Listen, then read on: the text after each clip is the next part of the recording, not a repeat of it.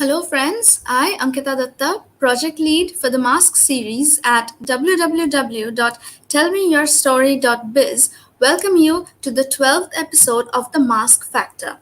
I'm privileged to have with us journalist and author Sunanda Mehta this evening, and we are going to discuss a word, an era, a story, and the significance of them all. Tell Me Your Story calls for submissions of short stories and poems on Mask. Also, registrations are open for the writing program season 2 with the story prompt of Women's Silence, which is yet another form of Mask. Let me begin by introducing Sunanda.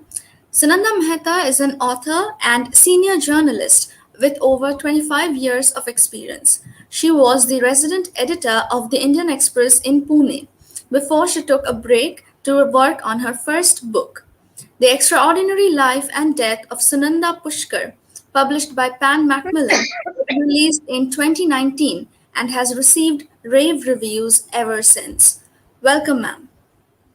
Thank you. Thank you so much for having me here. It's our pleasure.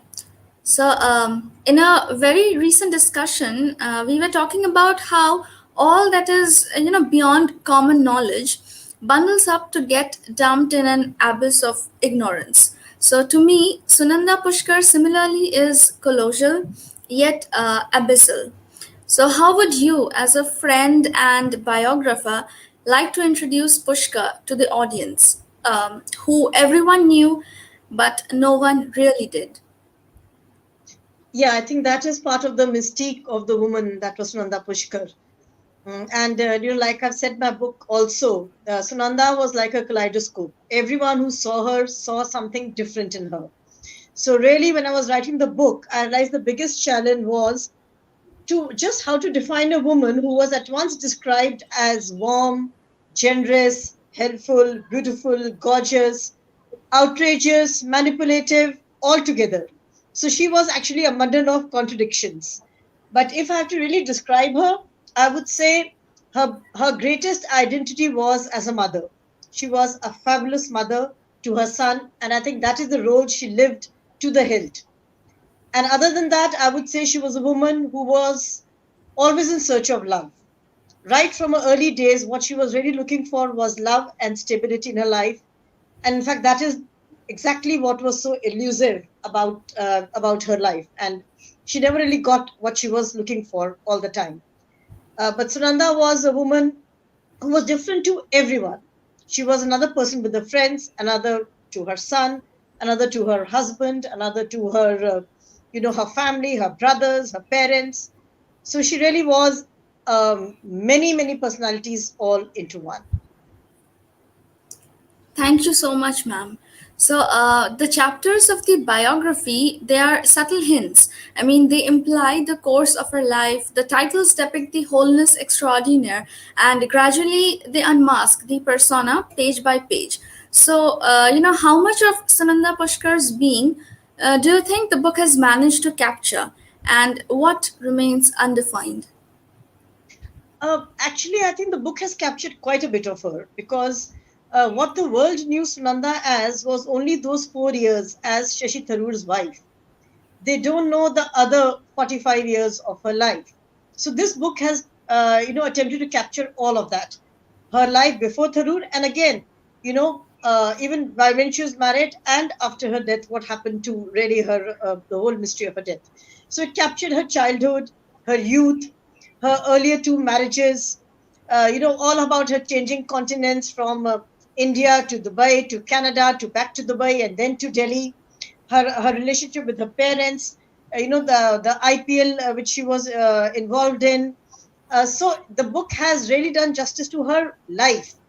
People didn't know what kind of person she was other than the socialite and the celebrity status in which they saw her. So a lot of that has been unraveled. What has remained, of course, is the mystery of her death. The last few hours before she died, no one knows what she went through. No one knows what happened, and that is what is not there in the book. Also, after the book was released, a lot of people came to me. Initially, when I was writing the book, there were people who were shy to speak. But after the book was released, a lot of people came up and they called me and said they knew her very well. And this included, very surprisingly, a friend who's a hairdresser who apparently was a very close friend, and she stayed with her for 2 years. So including this hairdresser, a lot of people gave me many details about her, which were not there earlier in the book. So this also forms a part of, that gap in the book. Like this hairdresser friend told me how she stayed with her for 2 years, how her second marriage was first done in the temple in Pune, and then it was solemnized in Kerala. And I have only the Kerala wedding. So a lot of little tidbits which came to me after the book was released are not there. And of course, the very, very critical hours before her death and how she really died is not there, because that no one really is privy to. But otherwise, her life, a lot of life before she met Tharoor and what she was, because she was a very strong woman. There was a huge quantum of life and of achievements which she had managed for herself and for her son. She was worth over 100 crore when she married Shashi Tharoor. So all that has a lot of story behind it, which I've been able to tell in the book. Wow, that's wonderful, ma'am. Thank you for that. So, you know, let's talk about your friendship with her. So, friendship is one of the purest relationships, like we know. So, being schoolmates, you were together at a time when life was raw, unshaped, and untrimmed. So, ever did you imagine then that your friend, Sunanda, could become who she is known as today? I mean, would you like to introduce to us the Sunanda Pushkar from her school days? Was she ambitious about her scores? Was she competitive? Was she sporty? Was she loved by teachers, or did she play pranks? Was she friendly and such other stuff? So the Sunanda Pushkar in school was the complete opposite of what we saw her and knew her as in the later part of her life. Later part, she was a woman who made heads turn. No one could ignore her presence. But in school, no one really registered her presence. She was a fairly plain Jane. She was quiet. She was reserved. She had two long plaits. She was extremely thin. She was not someone you would, really, not someone who walked into a room and you just turned and looked at her and you were bowled over by her persona. She was studious. She did well in studies. She was part of the student council. She was basically very disciplined, and she kept to the book. So at that time, if someone had said that Sunanda, maybe whatever 30, 35 years later would be this woman the world knew as vivacious, as garrulous, as very, very outgoing, no one would have believed it. So yes, that time one did not think she would become that. But later on, when I met her in the second time in Jhansi, what I'm talking is about the CGM days in Ambala, where I was in school with her. Second time I met her was in Jhansi. Our fathers were both posted together in that small cantonment town, and Sunanda by then had gone and she was studying in the Government College for Women in Srinagar. And she came down for holidays, and I was also there in Jhansi studying in 12th, and that's when we met again. And that is when there was a huge transformation in her. She had suddenly blossomed. I mean, she was, I think, she must be around 17, 18. So she had blossomed. She had started looking very attractive. And then in that small cantonment town, she made a lot of waves. People were bowled over by this beautiful woman who had arrived. And then, yes, you saw that Sunanda was going to do something big in life. And, it was surprising that later on, when this whole controversy broke about the IPL and everyone was writing about Sunanda, and I remember Indian Express, the newspaper I worked for, had this headline, Who is Sunanda? And the minute I read it, instinctively, I just knew that they are talking of Sunanda Pushkar. There couldn't be any other Sunanda, because one had got this feeling that she's a woman who will make something of her life, who will make a name for herself. And as I read the report, it turned out it was her. So yes, in her first part of her school, she was nothing like what she was later. But later, as she went to college, she had all the traits of, becoming someone who was moving ahead in life, who was not going to have an ordinary life, but she was going to have an extraordinary life, which of course she did. And your title of the book also suggests that, so the extraordinary life and death. So yeah, sure. Thank you, ma'am, for that. And so we have this one question, like Shashi Tharoor. He happens to be a very tall personality, obviously known widely across geographies. So, do you think Sunanda Pushkar's life, personality, and talent, all of this was overshadowed because of that?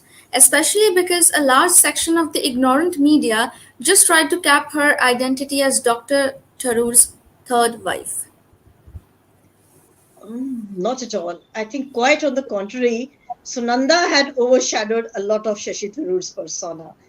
You know, Shashi Tharoor is a politician, and like one of her brothers also said in the book, he always acts as he's on stage. And obviously, there is a code of conduct, a decorum, by that he has to display in his mannerisms and his public portrayal. So, but Sunanda was nothing like that. She was very impulsive. She behaved on the spur of the moment, very spontaneously, and her personality was really larger than life. So, quite on the contrary, after they married, I think her persona became bigger. People would approach her more because she was very approachable. She was always ready to help. You had to only ask her for a favor, and she would move every contact she had to get a person that favor. So people were actually finding it easier to talk to her, to ask her of anything they wanted. And she was always an Indian politics. You know how it is. They always like a person who is two step behind the man. But Sunanda was always ahead of a man. She spoke louder than Tharoor. She had more friends, and she had greater presence. So I don't think he overshadowed her in the least. And he actually made a lot of song and dance also about his love for her. He would go, wherever he went for his book releases or whatever public functions, she would be right there. There was a very, very clear PDA, public display of affection, to the point of people feeling uncomfortable about it. So he never tried to hide her or his affection or love for her. And she, on her part, was, like I said, a larger than life woman who always made her presence felt. Someone told me, like, when at parties, you could hear a tick tock of her stilettos, and suddenly Sunanda would arrive, and every camera person in the room would just turn towards her. She had that kind of impact. So, no, she was certainly not overshadowed by Tharoor. But yes, she did feel a misfit in the Delhi society, because the Delhi society can be extremely cruel. They go a lot by pedigree, and there is a lot of the power corridors. There is a lot of gossip, a lot of talk that goes on, and people did talk a lot about her Dubai days and how she earned her money. So she did feel uncomfortable. She felt a misfit. But no one could really, sort of put her under a shroud, or let her be in the shadows. She was not a woman to be in the shadows. She was right up there. So yeah. So I would say she was very much her own woman everywhere. Even when the last days, when after once she'd gone to Thiruvananthapuram, and there was an incident when she was groped, and she was extremely upset, to the extent that she and Shashi Tharoor had gone there for an official function. But she actually bypassed the function. She refused to go for it function because she was so livid at the fact that someone had groped her, and it could have been a party worker who did that. So she stood her ground. She just absolutely refused to go for the function.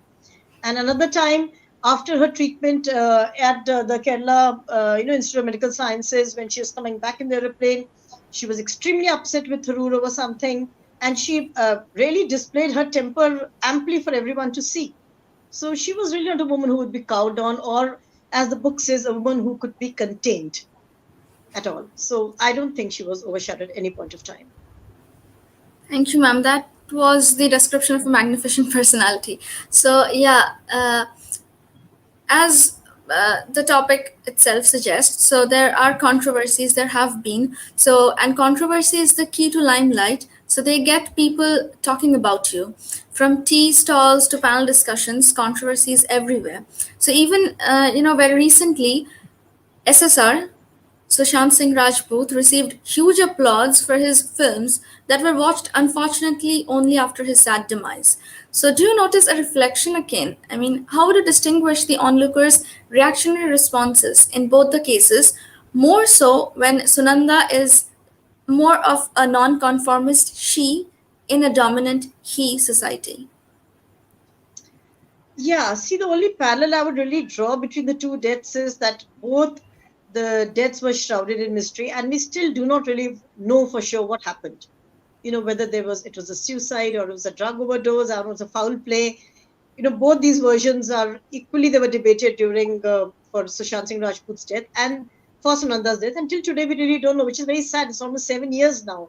And it's really pathetic that nothing has happened about the case, and the investigations have just gone. They've not reached any logical conclusion. In fact, they've just been forgotten because there's been absolutely no news of what's happening. But yes, as for her getting her fame or getting reaction from people after her death, I've always said that she was a woman whose life was defined by her death. The fact remains that because the way she died, and she died so prematurely, is what actually gave. It lent itself to a lot of, in fact, the entire book. I don't think if Sunanda had lived her life and she had, stayed as Tharoor's wife and she had continued being in Delhi or whatever she would have done with her life, there would have been any need for someone to write about her and definitely write a whole entire book on her. But because she died so prematurely and she died in such a mysterious manner that she was perfectly okay in the day and a few hours later she was found dead. It was all so suspicious and so mysterious that it warranted a look at her life. And so we starting from a death, it warranted that you look back at her life to find out what really led to this point. And about her, yes, she always yearned to be accepted in this in Newton's Delhi, which is a very snobbish kind of everyone there who is a snobbish breed. They belong to that category. But she never really found that acceptance, I think, till she died, because only when she died, the tributes flowed in right from the PM downwards. Everyone had a good thing to say about Sunanda. So I think all the attention and all the goodwill that she wanted all her life and which eluded her, finally she got it only after her death. So yes, I think so. In that way, there could be a parallel drawn between her death and Sushant Singh Rajput. People, they really realized his value after he died, and here also her value was, realized by a lot of people who missed her and he spoke well of her. Even people who used to snigger behind her back had all good things to say about her. It was really only after her death that happened, which is really very sad in her case. I mean, she always said, nothing has ever gone right in my life. And I'd said nothing. Also, it was same in her death. Nothing really went right the way she died. But after that, she did get, all that she always wanted from people to speak well of her, to accept her as one of their own. It all came after she passed away. Yes, ma'am, absolutely. So, like the N95 masks, they are layered, so are our inner selves. The best mask in this big, wide world, it's our skin. So it hides carefully, permanently, and guarantees non-disclosure without any legal agreement. So, but vigorous discussions threaten to tear away those layers, leaving us unclothed.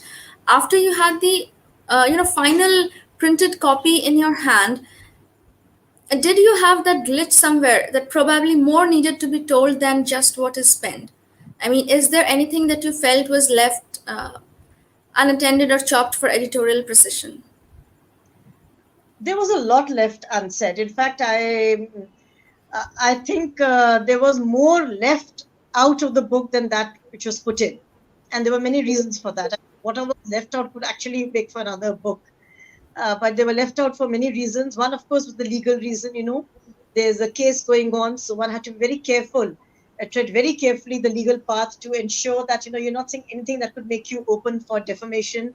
So the book went through 3 legal readings, and everything that was said there had to be backed by a credible source, or it had to be on record. It was something that you had to attribute to everyone, or I had to be out there in public domain, or there was documentary proof of it.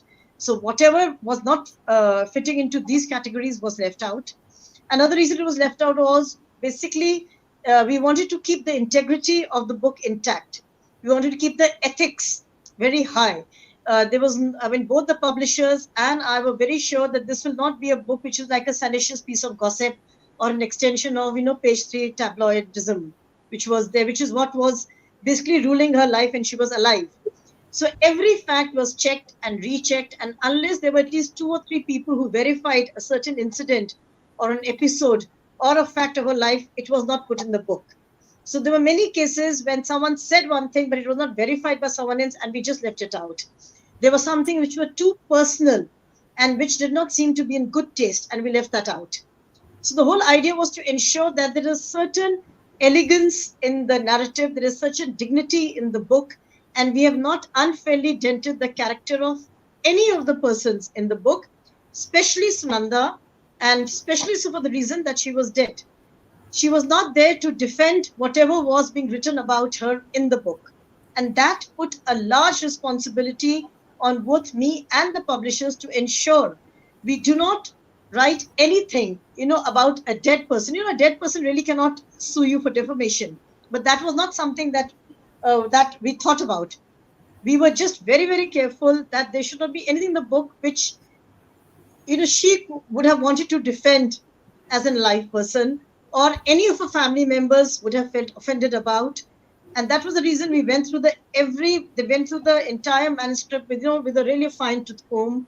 A lot of credit to the publishers, my book editor Tista, for going through every single line and making sure nothing was put which would look in bad taste. So that is what we left out, stuff which we did not have a legal backing. We left out things which we did not sound ethical, and we left out a lot of incidents or episodes which we thought had not been verified by 2 or 3 people, because we didn't want anything to be factually incorrect. Yeah, so all that part was not in the book. Okay, ma'am, thank you for that. So, this book, but still, I will say that this book is sheer dare. The feat to confront deserves a standing ovation. So, what became your backbone all through the time of drafting this spine chilling, biography? I mean, did your job as a journalist make it seem plausible enough to fight for and stand firm with something or someone you think deserves that? Yeah, I think it was only because of my training as a journalist that I was really able to do this book. It was actually an extension of the kind of work I had always been doing. It was meeting people, interviewing them, and more importantly, ensuring that I have both sides of the story. And this is a story which needed to be told with all the sides there. So it was only because of my training as a journalist I was able to sift between what are the fact and what is the fiction, and go through every piece of document. There were large amount of documents. There were medical reports, there were post-mortem reports, there were the FIRs, there were investigation reports. All that, as a journalist, how to go through it and how to take out what really matters. So that held me in good stead. Also, which held me in good stead was the fact that this was a life story that deserved to be told. It was a story of a life that deserved to be told, and it was a story of a death that deserved to be told. I think the public deserve to know, and they still deserve to know what happened. Why did she die? How did she die? So altogether, this is what was really spurring me on. That people who had dismissed Sunanda as a socialite, as arm candy for a very important politician, but she was really so much more than that. She was an excellent daughter who took a lot of responsibility for her her brothers. She was like a mother to her younger brother. She was a very, very responsible daughter, responsible sister. She was a single mother who single-handedly brought up her son. Her second husband, had died in very mysterious circumstances, very much similar to her own. There was a time when she was bankrupt. She didn't have any money. She had to move from Dubai to Canada. She even waited tables as a waitress initially, did every job that came her way because she had absolutely no money. And then to grow from there, she moved on. Then she moved back to Dubai, where she went to real estate. And there is where she struck gold. And actually, her second phase in Dubai really made her who she was. So from what she was, from a very, very modest beginnings to reach where she was, there is actually a lot that a woman has in her personality. And I think all that needed to be told to give a perspective to the woman, to give a context to her, rather than just seeing her as a socialite who arrived from Dubai and she married a very well-known politician and just entered into the world of power and politics and a lot of privileges. She was nothing like that. She worked very, very hard in her life right through. So I thought this is one story which deserved to be told. And I also wanted, and it was her death. And I think this is what also kept me undaunted, despite the fact there were a lot of people who told me not to write the book. Initially, there were a lot of people who wanted to know why I would write a book on Sunanda. I mean, why did she deserve a book? What was she really? And later, there were a lot of people who felt probably a little unnerved about the fact that a book on her is coming. And I was told that why would I like to write a book on her? There was a lot of people giving me good advice to choose some other topic and not this. But I really think because as a journalist, when you're told not to do something, you always do it because you know there is something there. And I think that's exactly what happened when I was told not to do the book. I made sure I did it. And that's really interesting to hear as well. Thank you for sharing that with us. So, we are already talking about the book. We have talked about the editing and all. So, how did your proposal for the book go through Pan Macmillan? I mean, did you write the manuscript first and then pitch, or it was the other way around? I mean, would you like to recall the publishing journey, the uncertainties you may have So, faced, the tension, yeah. So actually, untangling? I really, yeah, sure. So actually, I really had not even thought of writing a book on her. But when she had died, because I knew her, I had written a full page article in the Indian Express about the Sunanda no one knew, the Sunanda of the school days, the shy, reserved, reticent, simple girl from a small town, born in a small town of Srinagar, and how, on a whole journey to this glamorous woman who no one could ignore. And it was a full page article which had appeared after her death. And one of my friends who was in college with me, she just mentioned that, of all the articles she had read, this is one which really stayed with her. And she suggested that why don't you write an entire book on Sunanda? This was almost 4 years after she had passed away. And well, I hadn't really thought of it, but by the time I was thinking, she had called up a literary agent, Kanishk Gupta, who's a very well known literary agent. And he called me and he said, I think it's very interesting. Why don't you write a pitch, the book pitch? So I think I just sat down 3 days and I wrote the entire pitch or whatever I knew about her and what more I thought I could go into the book, and I sent it. And well, he sent it to all the publishers, and Pan Macmillan were the first to come on board and make an offer, and they signed me up immediately to write the book. So I think that's, and just before I knew it, suddenly had this book on my hand. And that was also the time, actually, after almost over 20 years, I was leaving Indian Express because, it had been such a long journey as a journalist in Pune, and I thought I should do something different.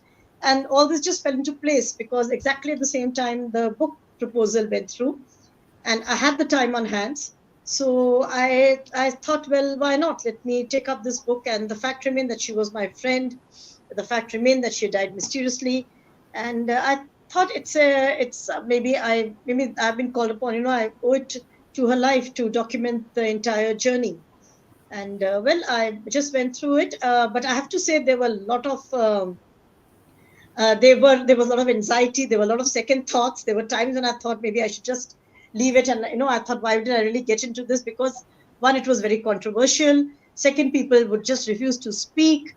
I mean, I had a list of 150 people. I think half of the list just crumbled because people would not talk about her because it was such a controversial issue. There were people who had to dissuade me. Even after the book was released, there were so many people who tried to actually block the book from a lot of forums, a lot of literary fests. So it was very difficult to get this book across. We had to really fight every bit of the way. But full marks to my publisher who stood by me, my book editor, who I would call up every time, I had an anxiety attack or I thought there is something, which is not going right with the book. And she would stand by me very patiently, Tista Guha Sarkar.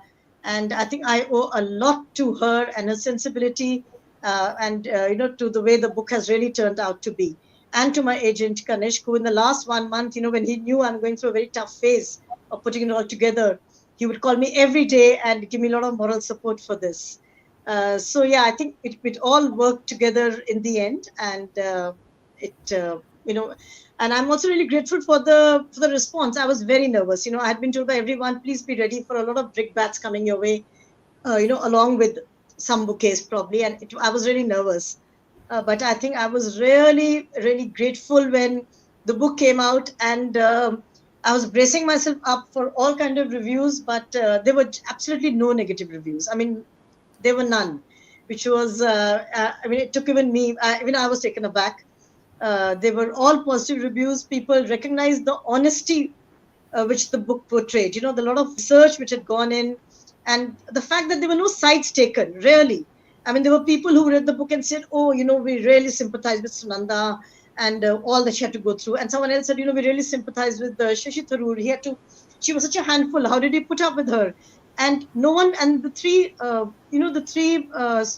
ways in which she could have died, the three theories, either through an overdose of drugs or suicide or murder.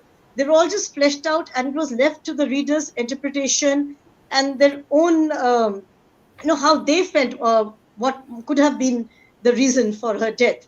And it was, and that's exactly what happened, because a lot of people called me and said, "Oh, I think it was complete. It was very clear it's a suicide." And others said, "Oh, it is a pure case of drug overdose." And many said, "No, no, there's absolute foul play."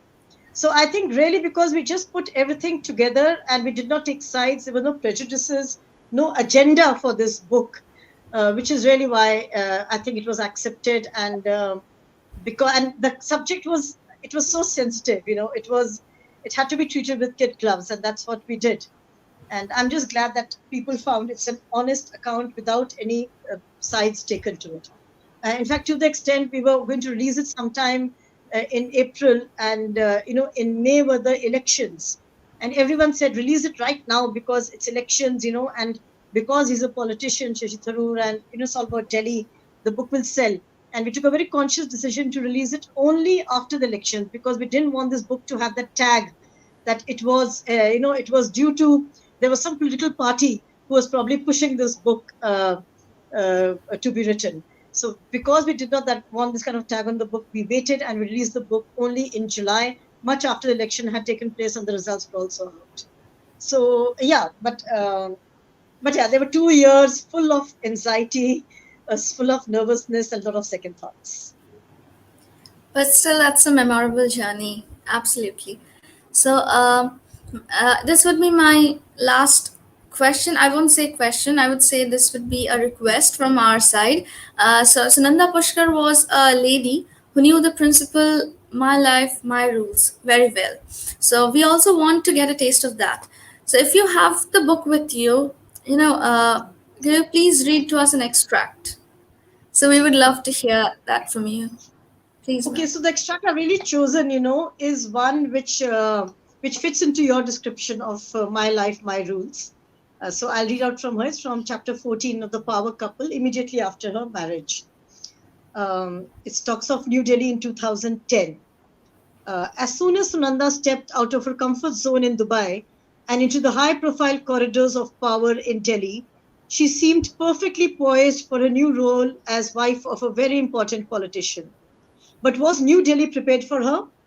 Not in the least. The conservative, contrived, and complicated world of Indian politics in general, and Delhi in particular, had an axiomatic slot for politicians' wives. There was a set mold where women were expected to squeeze into. They were rarely seen, almost never heard. Sunanda broke both these rules unapologetically. She was seen everywhere. She spoke more loudly than Tharoor.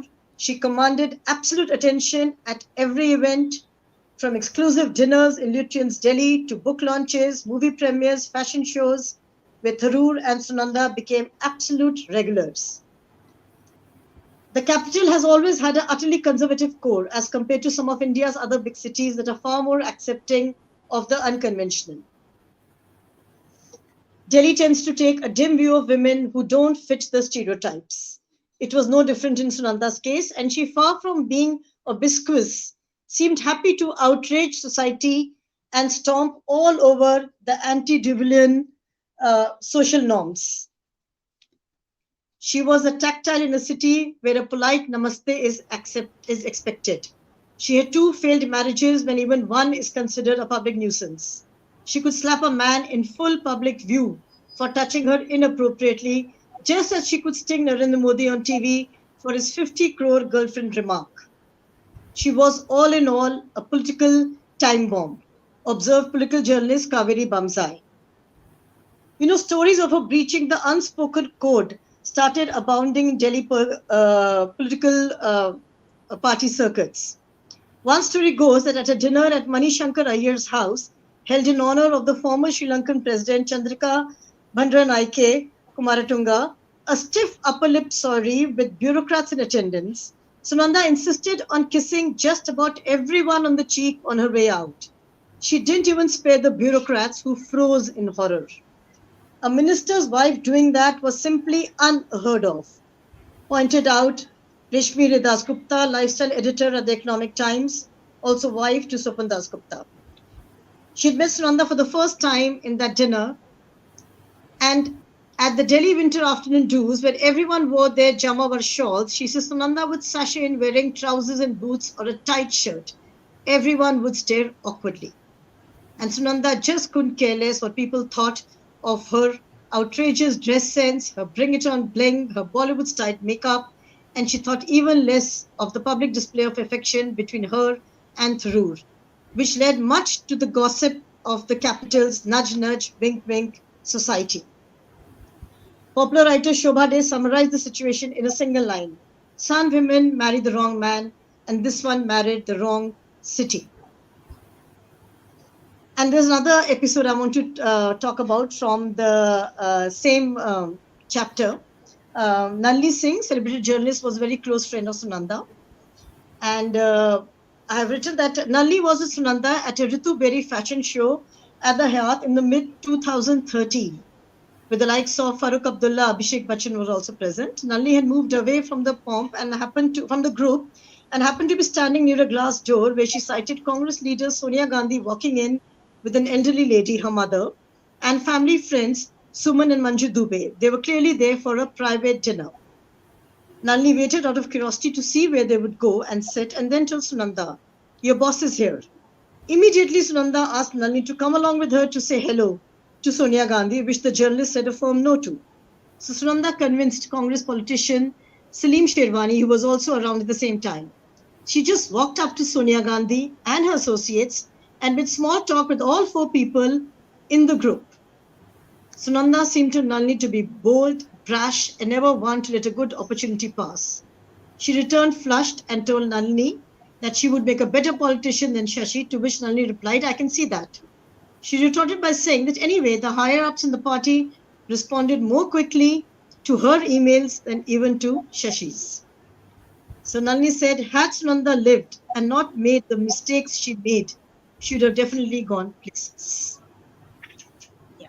So I think this is one extract which shows how she was always her own person, not affected by way she should behave, but always behaving from the heart, spontaneously. And at some time, maybe this also proved to be her undoing, because she was not a person who was, who was diplomatic or who thought her moves on a chessboard. She did whatever her heart told her to do. So she was always, always ruled by the heart rather than the head. Absolutely, my life, my rules. So thank you so much, ma'am, for that lovely reading. I mean, thanks a lot. Thank you for this insightful conversation, for this lovely book reading, and also for your time this evening. We Thank you would so much for having me. closure. I enjoyed. It was our pleasure all over, ma'am. So, at Mask Factor, we discuss new perspectives in each episode. And to everyone, let me put a reminder: tell me your story calls for submissions on Mask, and registrations are open for the writing program season 2 with the story prompt of Women's Silence, which is yet another form of mask. We hope to hear from you. Till then, let us all try to stay well, stay safe, and though distanced, let us stay together. Good night. Good night. Thank you. Bye bye.